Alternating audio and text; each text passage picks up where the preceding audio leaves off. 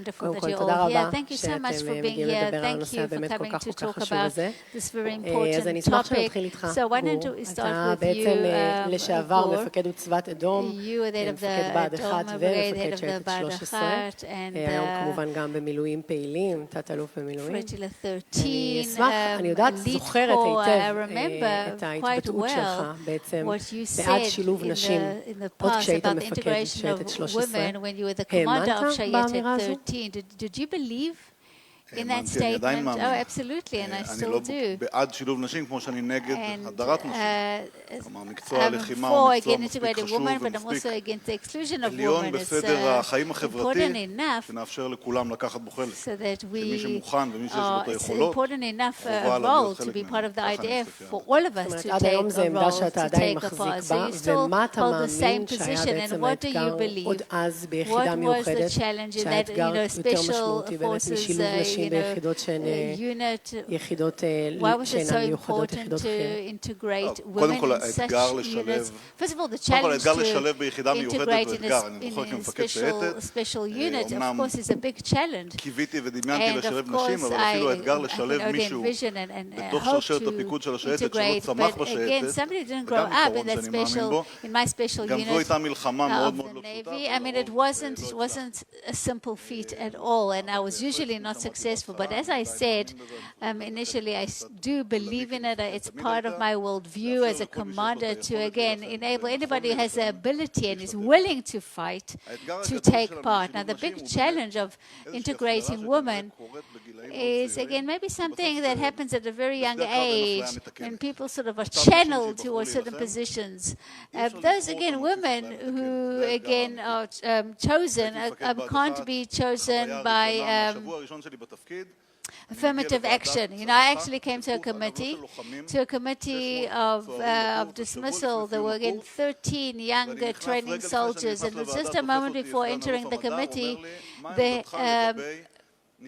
Lieutenant Colonel asked me the same question, and I asked him,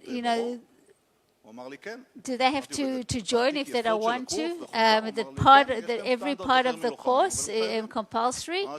And he said yes. That means we have to then dismiss everybody who passed. Just from such a committee, between 6 and 8 training soldiers are ousted from such a course. And then he caught me again, and he said we have 150 such again dismissed soldiers. And I understood that again I'll be called to some sort of committee at the Chief of Staff, and this tiny event became my huge event. Out of those 150 dismissed soldiers were female officers, by the way. And why were they dismissed? Because of doing push-ups. I also had to deal with that, and now again, today I have to do again 5. Actually, yes, we dropped the standard because, what can I do? It's not the threshold. It's basically understanding that you have sort of adapt the threshold. I guess I never did any, 11 push-ups, but we understood that, again, women soldiers who are going to be combat soldiers, they have to be on par with the threshold, again, in a very egalitarian manner, of course. It was important for me also for you to share the head of Division 80. You would command that over divisions that were 90% women, and again, sitting again in around the discussion table when there are suddenly women around the table who also take decisions. Does it change the type of discussion? Are discussions held differently when there are suddenly women around the table? It's a cultural change that happens. The army that I recall when I was enlisted is no longer, again, the army that we see today. Let me say that I do remember an experience. I came at the head of a new division commander. It was an annual ceremony of the Caracal platoon, and everybody was sitting around the table. And I remember sitting in the first row. I was the most senior guest at the time, and I was not pleasantly surprised at what I saw on the stage. I saw, close to an hour, a lot of just sort of dealing with the fact that we are a fighter, again, division, brigade, and then at some point they let me talk, and there were many discussing things about women. Of course, it was again positive comments. Of course, it's a very festive evening, and I was a little sort of aggressive towards them, but I did want to convey a message. I said, I don't care that you are women fighters. I want to know how many terrorists you foiled, what smuggling you halted. I don't care that you are women fighters. And by the way, they had to sort of, it required an adjustment in terms of mentality and awareness. It's just basically a basic statement that we integrate you, not because of some sort of a value or in order to create equality, but because there are certain operations that have to be maintained, and you have to be on par with the threshold of male fighters. Yes, absolutely. I know there are differences, physiological ones and otherwise, but there must be some sort of a threshold that we have to maintain. This leads us to you directly, Guy, head of the Platoon 99, and you are the pioneer of that first pilot program to integrate women in the Armored Corps. Why don't you tell us about that pilot program? How was it born? How did it come to be? It all started in 2014 when I had to examine, again, the ability to integrate, again, women in the Armored Corps. After a lot of research, we understood that the best place to start this process is at the borders, border protection. First of all, again, we have a lot of experience of, again, integrating women soldiers in the borders. That was, again, considered to be very effective. And the second thing is we really needed it. There was a real need to go to the borders, to reinforce the borders at the time, to be able to alleviate some of the pressure, again, of the maneuvering forces. So we decided to start there, and then we set a few rules. We said it's going to be a pilot program, and it's an experiment. It doesn't have to succeed. It doesn't have to fail. Number two, it's going to be completely professional, completely and utterly professional. One of the main things is that there are always objections, there are always controversies, differences of opinion, again, a very mixed up, but like every, again, soldier in the armored force, corps, they need to be professional. We decided there would be, again, units that would be only female. By the way, I did some tours around the world to see what happens in, again, armored corps around the world, but also I discussed, again, with women in the Caracal division, and we understood that it would be good to have gender-based, again, units. Of course, we took counsel with professionals because women are different, and if one wants to do it well, that's exactly my questions. How are you impressed by them in terms of their motivation, in terms of their capability, preparedness? There's no problem with motivation and preparedness. It's not, there is a problem. It's not a problem. There's a physical element, and there was a gynecologist that was part of this experiment constantly, so that we didn't want anybody to get injured because of the great motivation they had to succeed. And the second thing was physical training, because when you check the research and see that many get muscle tears because of a lot of exertion, then bottom line is, what I want to say is that we did a long-term project between a year and a half and two, where we had to answer a very basic question, whether, again, a unit of females only can operate a tanks which would be suitable for border protection. And I, as in Cotton, you were responsible for those, again, first pilot program. Then it froze. It was put on hold during Chief of Staff Kochavi. And again, as a pioneer who led this, what can be improved, what should be advanced? Let me just say something about sort of halting or freezing the process. I think it was done very professionally. And there's a great responsibility here to send women fighters to battle. You have to be completely convinced that they will be able to complete the mission, that they'll be able to operate optimally. I think the decision-making proved itself again, to be very successful on during October 7th. When I see that pilot program with the women soldiers, and to be able to focus the battles, to find, again, the right criteria, and to locate the right fighters, it proved to be good. If we hadn't done it so professionally, it would not have been successful. That is why, as to the future, let me say, first of all, it's possible. It's a big, long-term process that requires a lot of planning in terms of human resources, in terms of the characteristics of the women who are suitable, and over time to be able to see that they have, again, motivation and readiness. Let me tell you, women fighters, again, become fighters only if they want to. Now, if we want to set forth on this long-term process, we can't always base ourselves on the will and motivation of people. We know, again, even before the war, this was very blatant. So we have to look at this again in the long term. But I believe that, again, that the sign was given, and from what I understand is that the 7th of October, we understood that it's possible. I think they'll take it another step forward. Thank you so much. Now this, let me move straight to Lieutenant Colonel Pnina Sharvit. You're in the Deborah Forum, and how do you see the different deliberations, again, for shared service, and how do you make the decision where to incorporate women? And the intimacy inside a tank is somewhat different, right? So, first, the first part, we talked about how to convince people who don't want to enlist to come and enlist. We talked about that gap right now. But here, we have an opposite problem. We have women who really want to enlist to combat service. We gave a few examples. And again, they have very high motivation. And again, we have so many more women who want to become combat soldiers since October 7th. High motivation. So we said they have very high capabilities. Now the question is, the IDF that has a shortage in human resources, how do they take this resource and take it forward?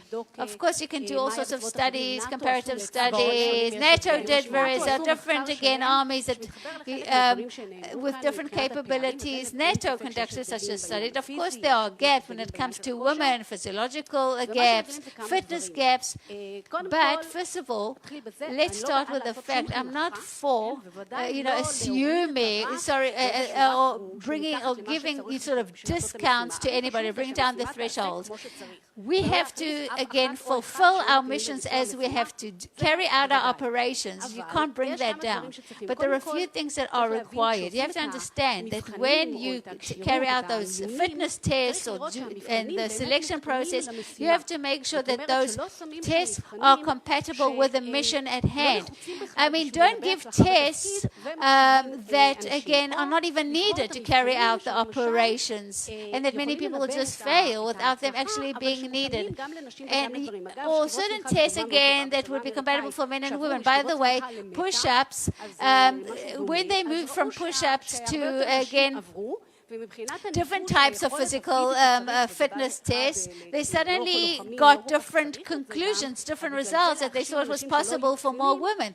So just because of a number of push-ups, just to fail women, I mean, that's really stupid. You have to get rid of irrelevant tests. The second thing is, the whole issue of fitness is very significant. When it comes to injuries, the gap is not from physical reasons, who weighs more, but from, again, the level of fitness. So you have to bring the people with the right level of fitness. You have to already start in high school, maybe even before, to build up that fitness, to do it gradually, and to bring, again, also men get injured, by the way, to get into a certain level of fitness, and then you have to, again, build up on that with medical support. You have to adapt equipment. Another gap, by the way, is that women are supposed to fight with equipment that is compatible with a man's body.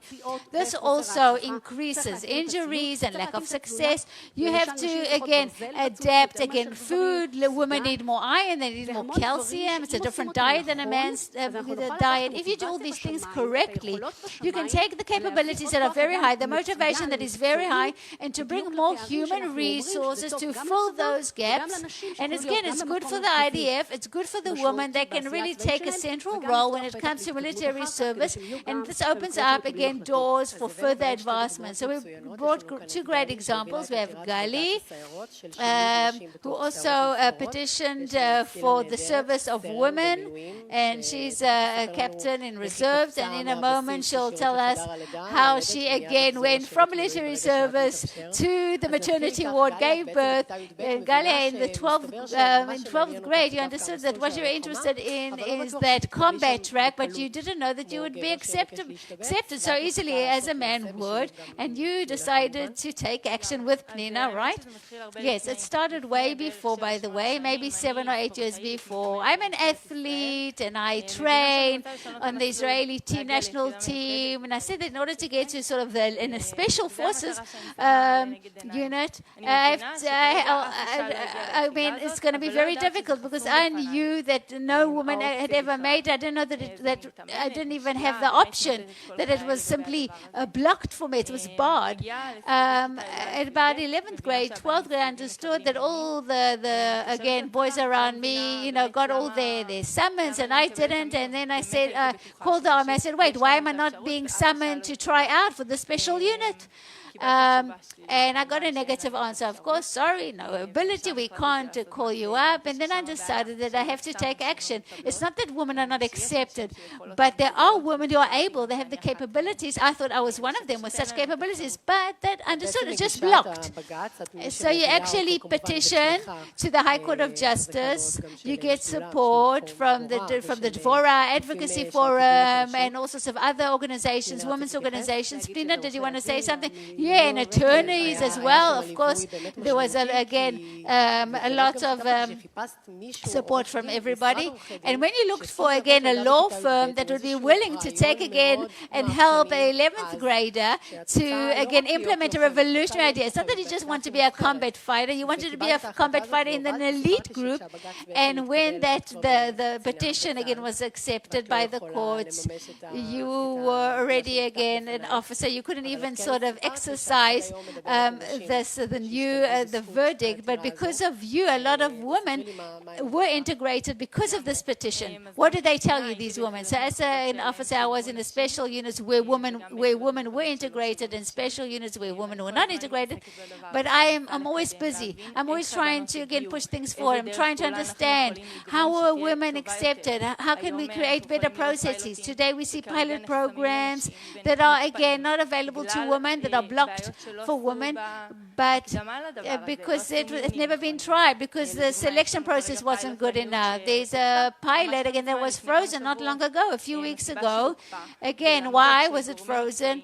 Because although professionals said that we should have a preliminary selection processes, 2 women as one, and not to just choose women randomly, it won't work otherwise. And of course, the IDF didn't implement those professional recommendations, and because of that, the pilot program was halted or frozen in the middle. So I always try to understand from the field, why are things not moving forward? I see that there are women with great capabilities, and in many units it is successful, but pilot programs are just halted for no reason, oftentimes. So let's move over to you, to Tzlil, and I think if there's room again to talk about integrating women in very significant roles, then Tzlil, you're the adjutant for the Bari Battalion, which was formed after October 7th, and you're responsible for the recruitment of women fighters who came to you.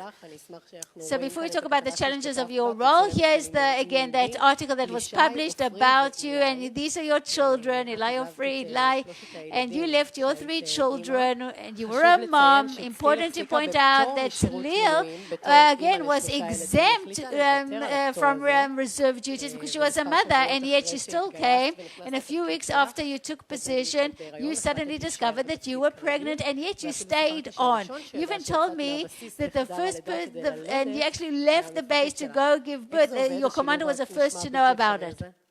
How does this impossible thing work? So first of all, when the goal is very clear, it works. It's natural.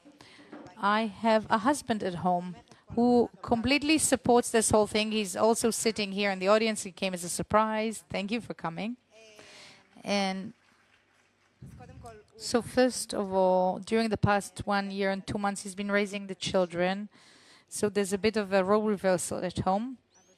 But again, 648 days ago, the war broke. And what moved me was Shiri Bibas in that terrible, terrible video clip with her 2 little children. I know that there are other mothers in Israel who felt they must stand up and do something, take action. And as evidence, I'll say that in my battalion also we have mothers who enlisted during this time and are there actively. And we have a very significant place. We are able to make changes, make a difference, influence. And it's just so important to find yourself and take action. And during your role in reserves, you also decided to become an officer. At this point, you were not an officer, and then you decided to continue on, go through officers course and become an officer. So how did your children understand this change of career, this decision you made? So first of all, I didn't change my career. I still have a job at home waiting for me in the civilian world. But now, at the moment, in order to fulfill my role in a very significant place where I can make a change, I also took upon myself the officers course, and it's part of my education I give my children. At the end of the day, we have the state, which is the only thing that is important to fight for and should be fought for. And this is the message. This is the education I give my children. It's very clear. It is accompanied with difficulties of being away from my children. They're all under the age of 8, so they're young children. And the way you explain these things to them, mediate things to them is different. So, but as long as we believe the just of this path and the action, then the message is communicated to them quite easily. Thank you very much.